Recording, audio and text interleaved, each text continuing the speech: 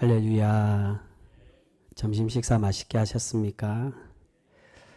오전 예배 광고 때 소개를 했어야 되는데 못했는데, 우리 앞에 보시면 우리 추수감사절이라서 올 한 해 우리 성도님들이 추수하고 또한 감사했던 그러한 귀한 헌물로 이렇게 앞에 우리 강단 앞을 장식을 했습니다.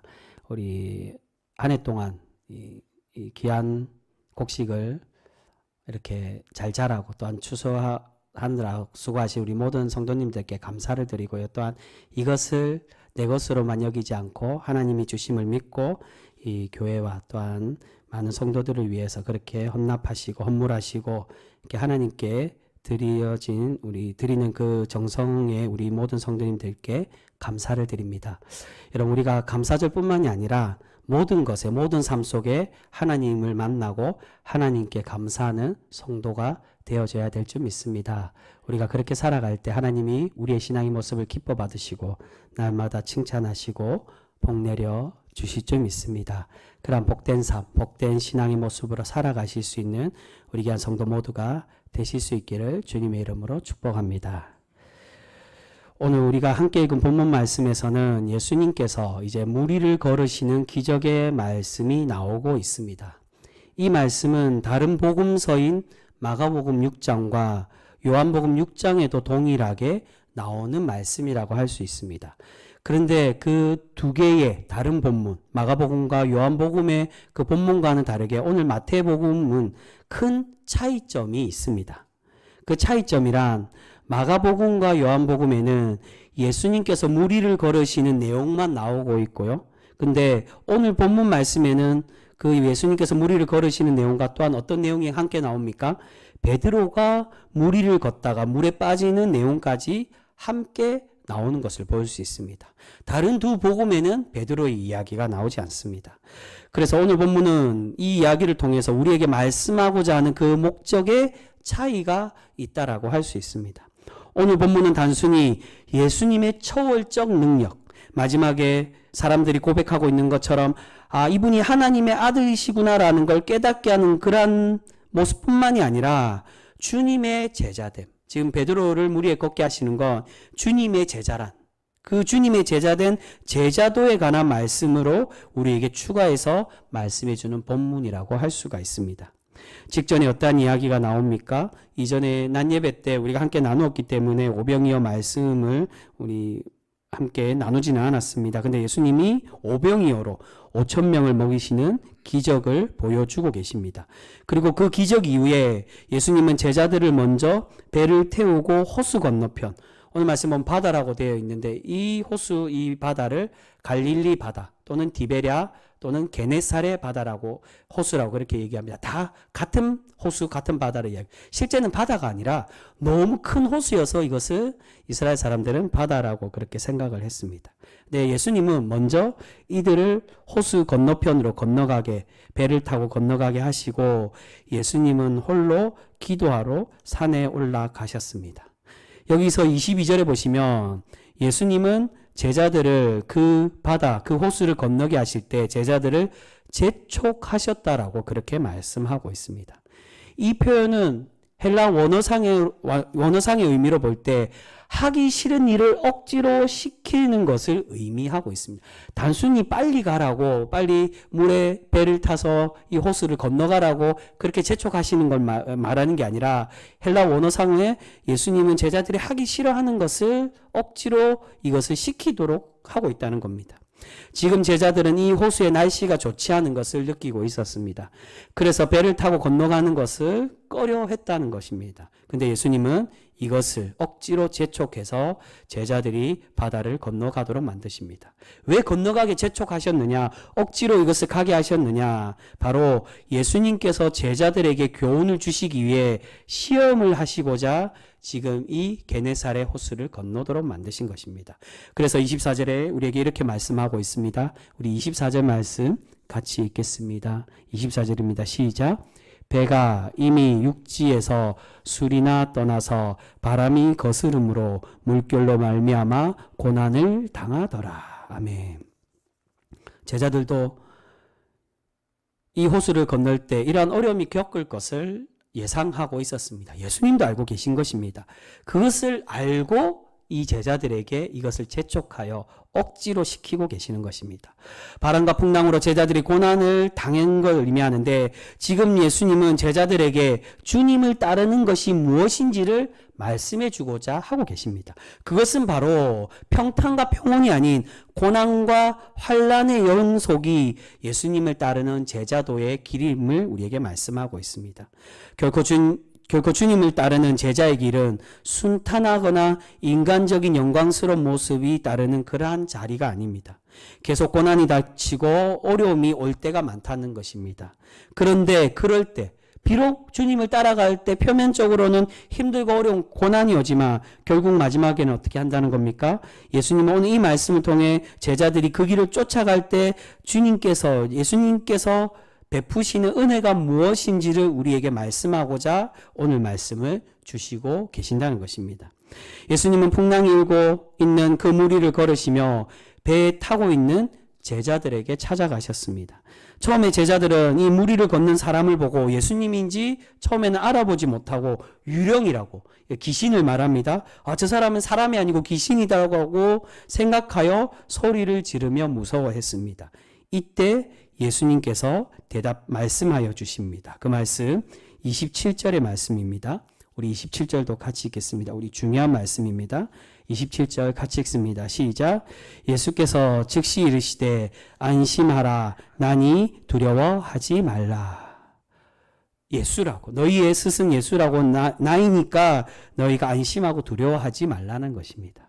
이것을 들은 베드로가 정말로 주님이시면 나도 무리를 걸을 수 있도록 명령하여 달라라고 요청합니다. 이에 예수님께서 어떻게 대답하십니까? 그 대답이 29절의 말씀입니다. 29절도 같이 읽겠습니다. 29절입니다. 시작. 오라 하시니 베드로가 배에서 내려 물 위로 걸어서 예수께로 가되. 아멘. 예수님은 베드로를 오라고 그렇게 말씀하십니다. 즉시 말씀하시고 즉시 무리를 걸을 수 있도록 지금 기적을 베풀어 주고 계십니다. 여러분, 여기서 예수님은 주님의 제자는 누구이며 그 제자는 어떠한 존재인지를 말씀해 주고 계십니다. 무엇을 말씀하시느냐? 예수님의 참된 제자는 주님이 부르실 때 응답하고 주님께로 가는 사람, 그것을 오늘 이 사건을 통해 우리에게 말씀하는 것입니다. 그래 네가 오라고. 오라 하시니 베드로가 그 무리를 걸을 수 있었습니다. 아무리 베드로가 자신이 주님께로 가고 싶다 하더라도 예수님께서 허락하지 않으시면 결코 주님께로 갈 수가 없습니다. 그런데 예수님은 베드로를 나에게 오라고 부르시고 계십니다. 그리고 그냥 부르시는 것이 아니라 무엇을 주시고 계십니까? 주님과 동일하게 무리를 걸을 수 있는 그 능력, 그 은혜를 베풀어 주고 계신다는 것입니다. 이것은 우리 주님께서 우리를 제자로 부르실 때, 하나님의 일꾼으로 부르실 때 그냥 부르시는 것이 아니라 주님의 권능과 정권, 제자들에게 주시는 하나님의 권능, 그 정권이 무엇인지를 지금 오늘 이 사건, 이 기적을 통해 보여주고 계신다는 것입니다. 주님께 나오는 사람에게 주님이 마음에 안 드셨으면 오라고 말씀 안 하셨겠죠. 근데 주님은 제자들을 나에게 오라고 부르시고 그 오라는 명령의 말씀에 순종하는 이에게 하나님의 기적이 나타난 놀라운 능력과 정권을 내려주고 계신다는 것입니다. 마가복음 16장, 마가복음의 가장 마지막 장 16장에 보시면 부활하신 예수님께서 제자들과 작별하시면서 그 제자들에게 지상명령을 주시고 그 지상명령을 받은 제자들에게 너희가 받게 될 하나님의 권능, 그 정권이 무엇인지를 말씀해 주고 계십니다. 그 가장 마지막 말씀 마태복음 16장 17절에서 18절 말씀이 이렇게 되어 있습니다. 제가 한번 읽어보겠습니다. 가장 마지막 부분의 말씀입니다. 마가복음 16장 17절에서 18절입니다. 믿는 자들에게는 이런 표적이 따르리니 곧 그들이 내 이름으로 귀신을 쫓아내며 새 방언을 말하며 뱀을 집어 올리며 무슨 독을 마실지라도 해를 받지 아니하며 병든 사람에게 손을 얹은즉 나으리라 하시더라. 아멘. 주님을 믿고 따르는 사람, 주님의 참된 제자된 그러한 사람에게 이런 표적과 기적을 주시겠다라고 약속해 주고 계십니다. 주님이 부르실 때 그 부름에 응답하고 제자된 그들에게 그냥 너희들 아무런 과오 없이 아무런 능력 없이 주님의 그 길을 따라서 고난만 받고 어려움을 겪거라, 그것이 아니라 그 고난 속에서도 이길 수 있는 힘과 능력에 하나님의 그 능력, 그것을 제자들에게 내려주고 계신다는 것입니다. 바로 제자들을 부르실 때 내려주신 하나님의 권능, 정권을 의미하고 있습니다. 예수님은 주님이 부르시는 제자들에게 이러한 능력을 주시고자 오늘 이 기적을 우리에게 소개를 하고 있습니다. 그런데 문제는 그 하나님의 능력을 행함받고 또한 동일하게 처음에는 무리를 걸었던 베드로가 어떻게 되었습니까? 처음에는 예수님처럼 무리를 걷다가 온전히 잘 걸어가서 주님께로 가야 되는데 그러지 못하고 그만 물에 빠지게 되었다는 것입니다. 여러분, 왜 베드로가 물에 빠지게 되었을까요? 그 이유를 31절에 우리에게 이유를 소개해 주고 있습니다. 우리 31절 말씀도 같이 읽겠습니다. 31절입니다. 시작. 예수께서 즉시 손을 내밀어 그를 붙잡으시며 이르시되 믿음이 작은 자여 왜 의심하였느냐 하시고. 아멘. 베드로가 믿음이 작아서 의심을 했다는 것입니다. 여러분, 왜 베드로가 의심을 했을까요? 처음에 기적을 경험했으면 예수님이 나에게 기적을 행하시는구나, 내가 꼭 똑바로 주님을 바라보고 가서 주님 만나면 되겠구나라고 생각하면 되는데 왜 의심하게 되었습니까? 그 의심하도록 흔들릴 수밖에 없도록 만드는 그러한 상황이 지금 베드로에게 닥쳐오고 있었습니다. 그 말씀 직전에 30절 말씀입니다. 우리 30절 말씀도 같이 읽겠습니다. 시작. 바람을 보고 무서워 빠져가는지라 소리질러 이르되 주여 나를 구원하소서 하니. 아멘.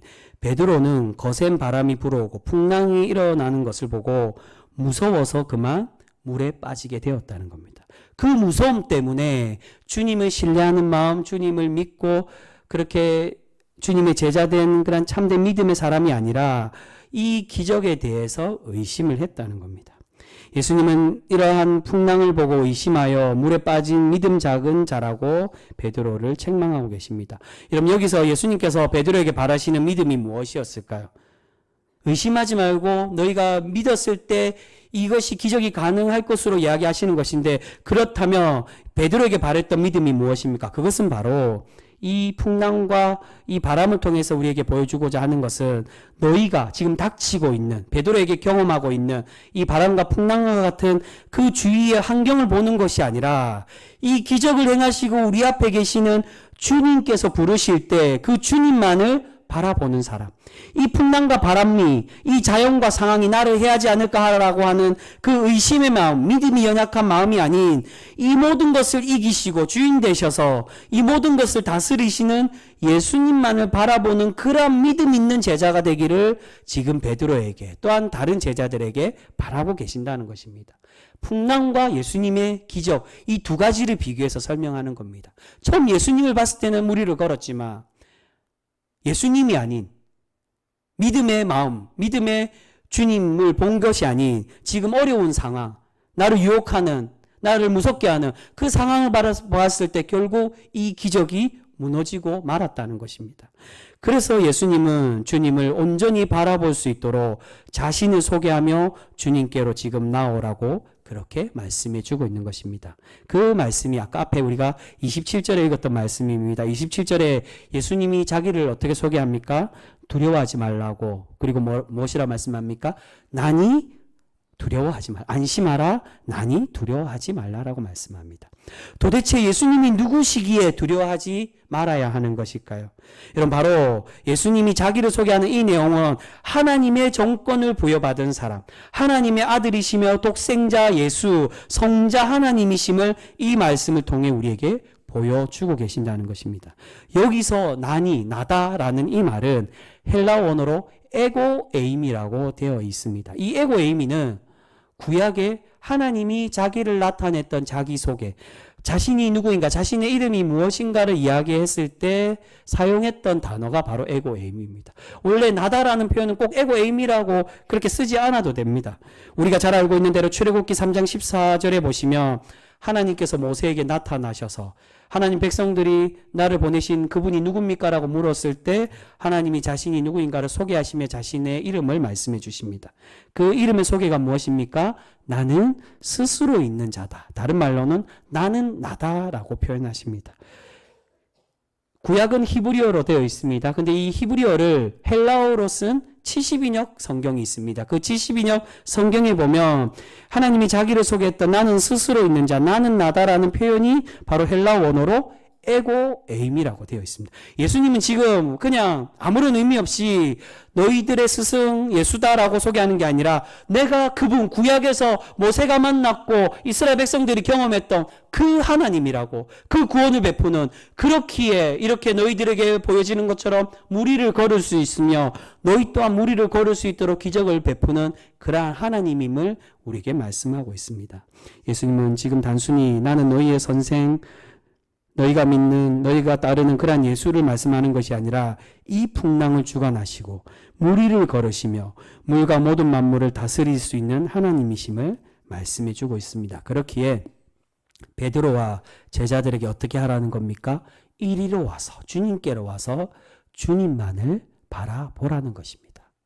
두려워하고 의심하게 하는 세상과 그런 상황들을 보는 것이 아니라 오직 이 모든 것을 다스리고 굴복시킬 수 있는 분, 그 예수 그리스도를 온전히 바라봄으로 온전히 믿기를 바라시며 지금 제자들을 불러주고 계시는 줄 믿습니다.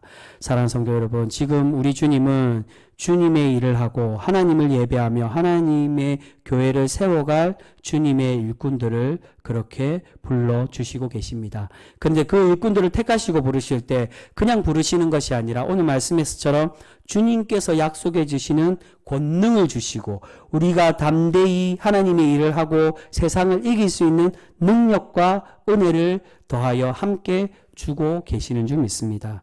그렇기에 우리에게 필요한 것이 무엇이라는 겁니까? 그 능력을 주시기 때문에 이제는 그 능력 주시는 오직 주님만을 바라보고 의심하지 말고 다른 것에 눈을 돌리는 것이 아니라 내가 주님을 믿고 구원받은 그런 백성인데 하나님이 나를 일꾼을 세우시는데 세상이 나를 어떻게 볼까? 내가 이 험한 세상을 과연 이길 수 있을까? 그런 것을 생각하고 보고 의심하는 것이 아닌 주님이 우리를 부르실 때 내가 주님이 택함 받은 그러한 일꾼임을 믿고 온전히 주님만을 바라보고 주님을 쫓고 살아가는 그러한 성도, 그러한 일꾼이 되기를 바라고 계시는 줄 믿습니다. 여러분, 우리가 그러한 믿음으로 주님을 온전히 바라볼 때 주님께서 우리에게 또한 하나님의 정권을 부여하여 주시고 주님과 같은 큰 은혜와 기적을 경험케 하여 주실 줄 믿습니다. 여러분, 기적은 주님께서 허락하실 때 기적이 가능해지는 줄 믿습니다. 후대에 현대에는 과연 예수님이 그 놀라운 이 기적, 사실 예수님이 무리를 걸으신 이 기적을 굉장히 큰 기적으로 이렇게 표현합니다. 이 자연 섭리를 거스르는 그러한 기적입니다. 정말 무리를 걸으셨을까? 그래서 과학자들과 또한 이 기적을 의심하는 사람들은 이게 그냥 자연 현상이다. 또는 이제 착각이다. 무리를 걸으신 것처럼 표면에 되게 얇은 그 물가를 걸으셨는데 그것을 제자들이 오해한 거다라고 그렇게 생각하기도 합니다. 이런 무리를 걸을 수 있느냐 없느냐가 중요한 것이 아니라 우리가 흔들리지 않고 우리가 무리를 걷는 기적이다 아니면 더한 기적도 우리가 오늘 주님께서 약속해 주시고 말씀해 주시는 것처럼 우리의 마음과 우리의 믿음이 흔들리지 않고 주님만을 온전히 바라보고 담대히 하나님께로 나아갈 때 우리 주님은 오늘 보여주시는 이 기적보다 더 큰 기적과 더 큰 은혜를 우리에게 베풀어 주실 줄 믿습니다. 여러분, 오늘 말씀의 핵심은 나에게 믿음이 있는 것이 중요하지만 믿음이 있느냐 없느냐가 중요한 게 아니라 그 믿음 이후에 기적을 허락하는 분이 누구라는 겁니까? 나는 나다라고 에고에임이 나는 하나님과 동일한 분이라고 소개하는 주님이 허락하실 때 주님이 우리를 부르시고 오라고 하시고 그 기적과 은혜를 허락하실 때 우리가 그러한 능력과 하나님의 기적이 가능케 되는 줄 믿습니다. 여러분, 그렇게 우리가 오직 그 모든 것의 주인 되시는 모든 만물의 우리의 모든 은혜의 주인 되시는 그 하나님만을 온전히 바라보며 살아가는 우리 귀한 거룩한 성도 모두가 되실 수 있기를 소망합니다. 여러분, 때로는 우리가 베드로와 같이 하나님을 믿는 그러한 믿음의 사람이라고 이야기하지만 베드로처럼 동일하게 고난이 닥치고 풍랑이 오고 험한 길을 갈 때 주님만 온전히 바라보기보다 옆에 있는 어려움들이 나를 유혹하고 나를 흔들고 나를 넘어지게 할 때도 분명히 많이 있는 것을 보게 됩니다. 오늘 주님은 그러한 믿음의 성도들에게 말씀하고 있습니다. 하나님이, 우리 주님이 부르실 때 그러한 풍랑을 바라보는 것이 아니라 이 모든 풍랑과 어려움을 이길 수 있는 그 모든 것의 주인 되시는 우리 주님 예수 그리스도만을 바라보라고 말씀해 주십니다. 사랑하는 성도 여러분, 우리가 어떠한 고난과 힘듦이 오더라도 우리가 한번 택하여 주신, 우리를 부르시고 우리의 손을 잡아주신 하나님의 그 은혜의 백성임을 우리가 믿고 언제까지고 나와 함께 해주심을 우리가 고백하며 하나님을 의지하며 하나님을 바라봄으로 하나님의 크신 은혜와 풍성한 사랑, 또한 하나님의 놀라운 기적과 은혜를 경험하는 우리 귀한 거룩한 성도 모두가 되실 수 있기를 소망합니다. 우리가 그런 믿음으로 살아갈 때 하나님께서 날마다 우리에게 복을 더하여 주시고 날마다 우리를 지켜 은혜 더하여 주실 줄 믿습니다. 그런 하나님의 참된 제자, 거룩한 성도로 살아가실 수 있는 우리 귀한 평성교회 모두가 되실 수 있기를 주님의 이름으로 축복합니다. 기도하겠습니다.